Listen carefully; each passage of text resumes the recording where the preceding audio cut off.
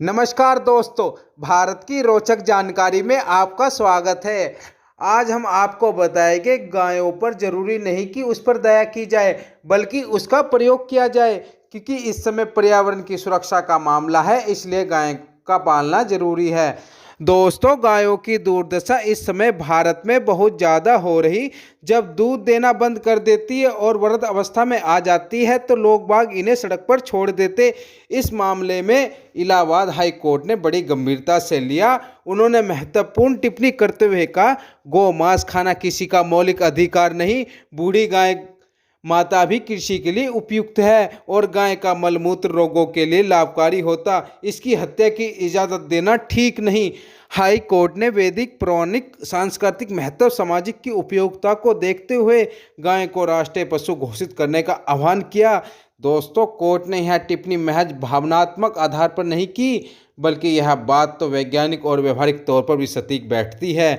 यदि गाय को सहेजा जाए तो इससे प्राकृतिक समाज भी बचाया जा सकता है। गौ संरक्षण को यदि हम नारों से अलग हटकर हकीकत में देखें तो इससे भारत के कई संकटों, बढ़ती आबादी, घटते रकबे, बेरोजगारी और प्रदूषण का समाधान भी किया जा सकता है। गोवंश संरक्षण के लिए जरूरी नहीं गौशाला खोली जाए, बल्कि इन्हें पहले की तरह हमें सामाजिक आर्थिक दूरी बना लेनी चाहिए। गौरक्षा क्षेत्र में सक्रिय लोगों को अब केवल धर्म, आस्था, देवी देवता के नाम पर गाय को बचाने की मुहिम ना व्यवहारिक और न तार्किक तौर पर, बल्कि इस मुद्दे को गंभीरता से लिया जाए। यह हमारी कृषि के लिए भी लाभकारी, कार्बन उत्सर्जन कम करने और संघी को पौष्टिक आहार मुहैया कराने की मुहिम में छेड़ी जाए, और यह मुकाम बिना गौवंश पालन के संभव नहीं हो सकता। दोस्तों, मानव सभ्यता शुरू से ही गोवंश मनुष्य के विकास पथ पर सहभागी रहा, जबकि मोहनजोदड़ो और हड़प्पा सभ्यता से मिले पुख्ता सबूत भी 5000 साल पहले भी गोवंश हमारी पूजनीय रही। दोस्तों, सरकारी अनुमान है कि आने वाले 8 वर्षों में भारत में 27 करोड़ बेसहारा मवेशी हो जाएंगे।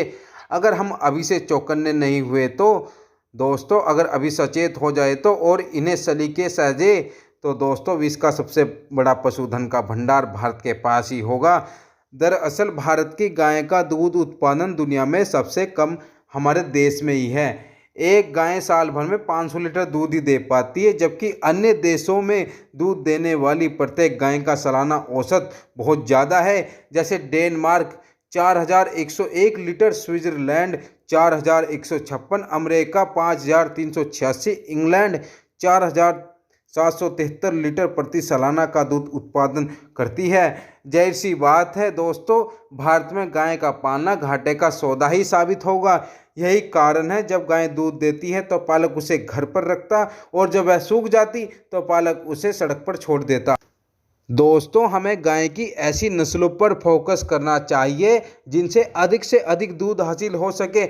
ऐसा नहीं पहले भी गायें बूढ़ी हुआ करती थी, लेकिन तब चारे के लिए देश के हर गांव माजरे में जमीन, तालाब जगह जगह हुआ करते थे। लेकिन खैर, अब तो आधुनिकता के भेंट चढ़ गए। दोस्तों, हमें सबसे ज़्यादा गाय पालने को बढ़ावा देकर दूध एवं उसके उत्पाद को बढ़ावा देना होगा। इससे हमें पौष्टिक आहार मिलेगा और बैल की खेती से डीजल के खर्चे के बचाने के साथ साथ डीजल से होने वाले घटक प्रदूषण से भी निजात मिलेगी।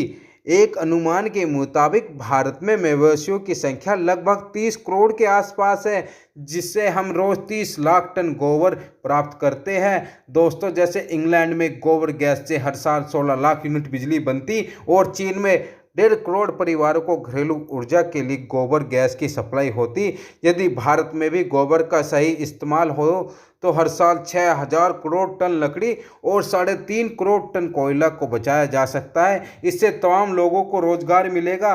दोस्तों, जाहिर सी बात है, देश और समाज के विकास के लिए महत्वपूर्ण भूमिका निभाने वाले पशुधन को सहेजने के प्रति दूरदर्शी नीति और कार्यकर्ता की योजना की जरूरत है। आज भी भारत का राष्ट्रीय आय में पशुपालक का 6% योगदान है। दोस्तों, जरूरी नहीं गाय पर दया दिखाई जाए, बस उसकी क्षमता को देश के लिए इस्तेमाल किया जाए।